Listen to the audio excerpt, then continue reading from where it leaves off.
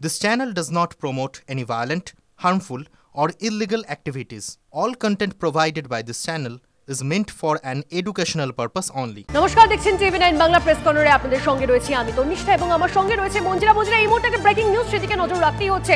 এবার পুজোর সাজ কাতান হোক বা দক্ষিণী শাড়ি, পুজো মানে প্রিয় গোপাল বিষয়ী। কলকাতায় আর জেলায় জেলায় তিলোত্তমা খুন ধর্ষণ কাণ্ডে সিজিওতে হাজিরা 4 ইন্টার্ন ডাক্তারের। এই 4 জনের একজন আগেও সিবিআই দপ্তরে হাজিরা দেয়। ঘটনার দিন অর্থাৎ নির্যাতিতার দেহ উদ্ধারের পর ঘটনাক্রম জানার চেষ্টায় গোয়েন্দারা। আরো বিস্তারিত জানবো আমাদের প্রতিনিধি সিজার আমাদের সঙ্গে রয়েছেন। সিজার, এবার পুজোর সাজ কাতান হোক বা দক্ষিণী শাড়ি, পুজো মানে প্রিয় গোপাল বিষয়ী। কলকাতায় আর জেলায় জেলায়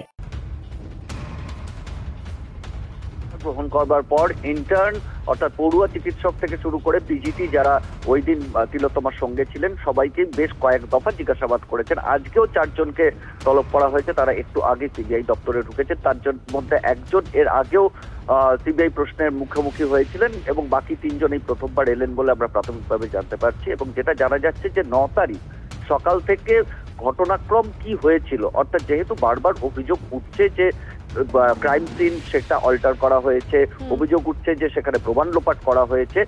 ইতিমধ্যেই সুপ্রিম কোর্টে আমরা দেখেছি যে রাজ্য পুলিশের তরফ থেকে দাবি করা হয়েছে যে ওই দিনের অর্থাৎ 9 তারিখের সমস্ত সিসিটিভি ফুটেজ দেওয়া হয়েছে। সেই সিসিটিভি ফুটেজের পাশাপাশি যারা ওই দিন ওখানে উপস্থিত ছিলেন তাদেরও বয়ান রেকর্ড করছে সিবিআই, যে ঘটনাক্রমটাকে মেলানোর জন্য, ক্রোনোলজিটাকে ঠিক করবার জন্য। এবং সেই কারণেই আজকে এই 4 জনকে ফের তলব করা হয়েছে বলে জানা যাচ্ছে। বেশ, ধন্যবাদ সিজার।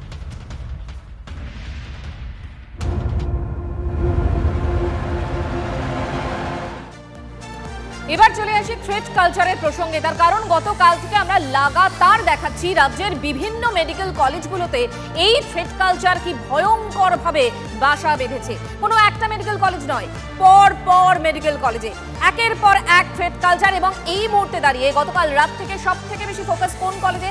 Uttarbanga medical college. এবং সেখানে অভিযুক্তদের চোখ রাঙানিতে সিদ্ধান্ত স্থগিত করা হয়েছে।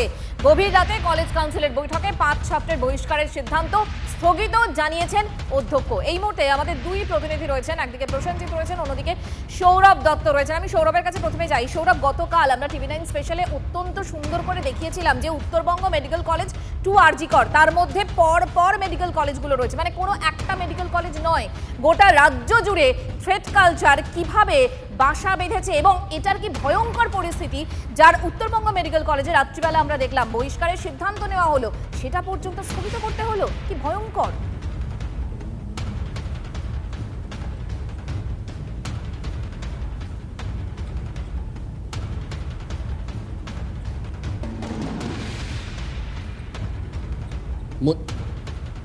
মঞ্জিরা, দেখো, এই মুহূর্তে থ্রেট কালচার নিয়ে রাজ্যের স্বাস্থ্যক্ষেত্র উত্তাল। পাহাড় থেকে সমতল সবকটি মেডিকেল কলেজেই এই থ্রেট কালচার নিয়ে প্রতিদিনই তারা কর্তৃপক্ষ যারা আছে তাদের কাছে ঘেরাও করছেন। এবং সর্বোপরি এই যে মেডিকেল কলেজগুলোর পরিবেশ, তার যদি তুমি আন্দোলনের প্রত্যেকটা অশান্তির আছে যদি তুমি বলো যে কোনো একটা মোহনা, তাহলে এই মুহূর্তে স্বাস্থ্য ভবনের সামনে যে জুনিয়র চিকিৎসকরা আন্দোলনে বসে রয়েছেন, সেখানে যে দাবিগুলো তৈরি হয়েছে তার একটা বড় কারণ থ্রেট কালচার। থ্রেট কালচার তিলোত্তমা কাণ্ডের থেকে কোনোভাবেই আলাদা নয়। তার কারণ তারা মনে করছেন তিলোত্তমার পরিণতি আর কলেজে কলেজে তিলোত্তমাদের পরিণতির জন্য এই থ্রেট কালচার দায়ী। আমাদের সঙ্গে রয়েছেন সাগর দত্ত মেডিকেল কলেজের অধ্যক্ষ ডক্টর পার্থপ্রতিম প্রধান। তিনি দীর্ঘদিন একাধিক প্রশাসনিক পদে ছিলেন। বাঁকুড়া মেডিকেল কলেজের প্রিন্সিপাল ছিলেন, তার আগেও ন্যাশনাল মেডিকেল কলেজের এমএসবিপি পদ সামলেছেন, মেদিনীপুর মেডিকেল কলেজের এমএসবিপি পদ সামলেছেন। স্যার, আপনি অনেকগুলো আমল দেখেছেন। এখন যা পরিস্থিতি, এই যে থ্রেট কালচার, আপনার অভিজ্ঞতাটা কি? কেন এটা তৈরি হলো এবং এটা কবে থেকে তৈরি হলো? কারণ শিক্ষক দিবসের দিন আপনার কলেজে আপনি সদ্য অভিজ্ঞ প্রত্যক্ষভাবে সেই ঘটনার সাক্ষী থেকেছেন। স্যার, এখানে আমি তো 22-এর প্রথম থেকে রয়েছি, জানুয়ারি থেকে রয়েছি। তার আগে আমি দীর্ঘ প্রায় 8 বছর বাঁকুড়াতে ছিলাম এবং অন্যান্য জায়গায় কাজ করেছি।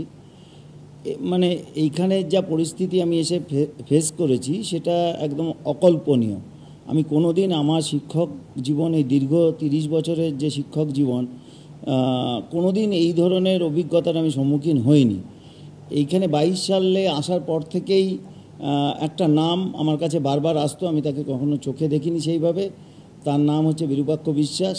সে এখানে একটা ঘর দখল করে, দুটো ঘর দখল করে ছিল এবং নানা রকমভাবে বিভিন্ন, খালি ছাত্রছাত্রীদের কাছ থেকে নয়, ছাত্রছাত্রীদের কাছ থেকে বরং কম আমি অভিযোগ পেয়েছি, কিছু পেয়েছি নিশ্চয়ই, কিন্তু ধরনের অভিযোগ কিছু মানে ওই থ্রেট দেওয়া, নানা রকম থ্রেট দেওয়া, এখানে অন্য কিছু করা যাবে না, এখানে ওর কথা শুনে চলতে হবে, বিভিন্ন ধরনের, মানে কে হোস্টেল পাবে কি পাবে না, হোস্টেলে থাকবে কি থাকবে না, ক্লাস করবে কি করবে না, প্রতিটা ব্যাপারেই ওর খবরদারি চলতো। কিন্তু তার থেকেও বড় কথা হচ্ছে যে এখানে যারা অন্যান্য ক্যাটাগরি অফ স্টাফ তাদের কাছে কিন্তু তাদের মারধর করা থেকে শুরু করে বিভিন্ন রকম তাদের উপর অত্যাচার করা, সেইগুলো কিন্তু আমি অনেক বেশি পেয়েছি। ছাত্রছাত্রী টাকার বিনিময়ে পরীক্ষায় টোকাটুকি, অনার্স পাইয়ে দেওয়া, হাউস টপশিপ পাইয়ে দেওয়া, এই ধরনের অভিযোগ। টাকার বিনিময়ে হতো কিনা সেটা তো বলতে পারবো না, টাকা তো আর আমি আমার সামনে নেয়নি, কিন্তু ভয় দেখানোটার ব্যাপারে বারবার করে কমপ্লেন এসছে। আমি জানুয়ারিতে 2022-এর জানুয়ারিতে এখান কাজ শুরু করি এখানে সাগর দত্ততে। আমি এই ধরনের অভিজ্ঞতা আমি বাঁকুড়া থাকাকালীন কিছু কিছু শুনতাম কানাঘুষো, কিন্তু এই রকম সামনে এসে যে পড়বো সেটা আমি স্বপ্নেও ভাবতে পারিনি আর কি। তো আপনি একটা কলেজের অধ্যক্ষ, বিরূপাক্ষ বিশ্বাসরা এই ধরনের ঘটনা ঘটাচ্ছেন, স্বাস্থ্য ভবন কি করছিল? আমি প্রথমে নিজে স্টেপ নিয়েছি, যেটা হচ্ছে আমি অনেককেই বলেছিলাম লিখিত কমপ্লেন দিতে, কিন্তু কেউ সাহস করে লিখিত কমপ্লেন একটাও আমার কাছে জমা পড়েনি এখনো পর্যন্ত। যে লিখিত কমপ্লেন যা যা পড়েছে সেগুলো ভাবো কেউ পদক্ষেপ নিতেই পারতো না, কারণ ভয় কাজ করতো, থ্রেট কালচার কাজ করতো। সৌরভ, আপাতত তোমাকে ধন্যবাদ।